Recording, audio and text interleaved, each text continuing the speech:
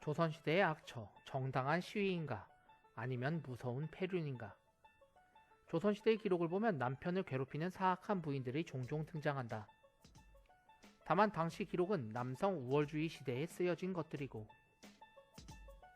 여성이 어떤 이유로 악행을 저질렀는지에 대한 설명이 부족하다.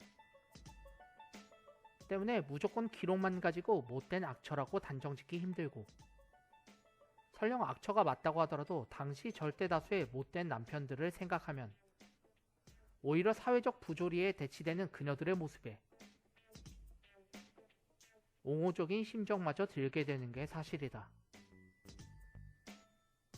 어쨌든 이 시대에 과연 어떤 악처들이 있었는지 한번 알아보자. 첫 번째, 남편을 죽도록 증오한 유씨 부인의 악행. 중종 때 문신 허지의 아내 유씨는 악처로서 유명한 인물이다. 유씨 부인, 이팅. 당시 사원부에서 조사한 내용을 보면 이렇다. 평소 질투심이 많아 남편을 때리고 욕을 하고 죽기 살기로 덤벼드는데 도저히 당해낼 재간이 없다. 그녀는 남편을 증오하여 볏짚으로 만든 인형에 허지라는 이름을 붙여 팔다리와 몸뚱이를 끊어놓고는 저주를 일삼았다. 또 남편이 사신으로 사형길에 나설 때에는 종들에게 문 밖에서 곡을 하게 하여 남편이 죽은 흉내를 내게 하였고 이웃집 수탉이 암탉을 쫓아다니다가 담장을 넘어오자 붙잡아 죄를 따지면서 너네 집에도 암탉이 있을 텐데 감히 우리 집 암탉을 쫓아다녀? 이 허지 같은 놈아! 라면서 깃털을 뽑아 사지를 찢어 죽였다고 한다. 더욱 기가 막힌 것은 남편이 과거 시험에 감독관으로 나오라는 어명을 적은 명패를 감춰두고 남편에게 알리지 않아 처벌을 받게 하려 하였고 남편이 파주 목사로 파견 나갔을 때는 계집종에게 남장 차림으로 담장을 쌓게 하고는 지나가는 사람에게 이런 거짓말을 하여 남편을 탐관오리로 몰려 하였다. 주인 어른께서 이곳 고을 사람들을 데리고 담장을 쌓는 것입니다. 두 번째, 평소 남편을 무시하던 성씨 부인의 악행. 중종 때 신술인이라는 인물은 부인인 성씨 집안 덕분에 출세를 하게 된다. 하지만 그 뒤로 성씨 부인은 툭하면 남편을 업신여기고 무시하게 되는데 그러던 중 신술인은 한눈을 팔아 계집종과 관계를 맺게 된다. 이에 분기탱천한 성씨 부인은 종을 마구 두드려 패고 돌로 입술과 이를 짓이기고 인두로 찢어 결국 죽게 한 뒤 시체를 거적에 싸서 남편 앞에 내보이는 폐악을 부렸다. 이 일이 발각되자 조정은 한바탕 시끄러워졌는데 요즘과는 달리 조선시대에는 아무리 살인사건이라고 해도 주인이 종을 죽인 경우에는 그리 무거운 처벌을 받지 않았다.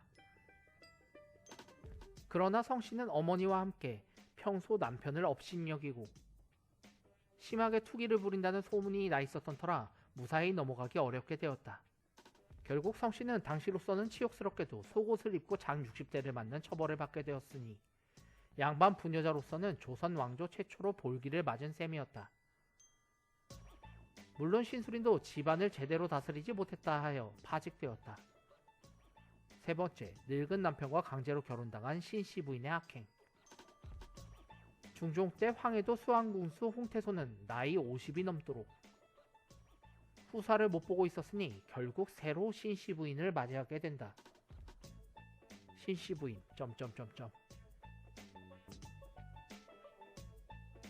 그런데 홍태소는 나이만 많은 게 아니었으니 얼굴도 매우 못생겨서 친척들은 신씨 부인에게 이렇게 놀려댔다.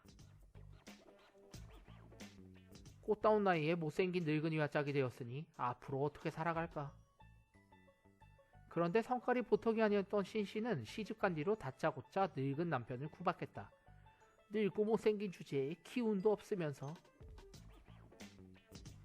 뭘 믿고 혼인해서 나를 이렇게 힘들게 만드는 거야? 차라리 어서 빨리 죽어버려! 하면서 남편에게 별거 생활을 강요했다. 결국 홍태소는 별거 생활을 할 수밖에 없었고,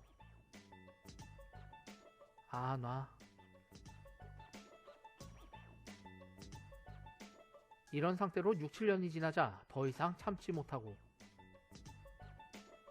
국가에 이혼시켜달라는 상소문을 올리게 된다. 당시 관례로는 어지간해서는 이혼이 허락되지 않아 보통은 기각되고 만다. 하지만 소식을 들은 중종은 이들의 이혼을 허락하고 마는데, 중종 참으로 딱하도다. 다만 이혼의 조건으로 신씨 부인에게 장 100대를 치게 했다.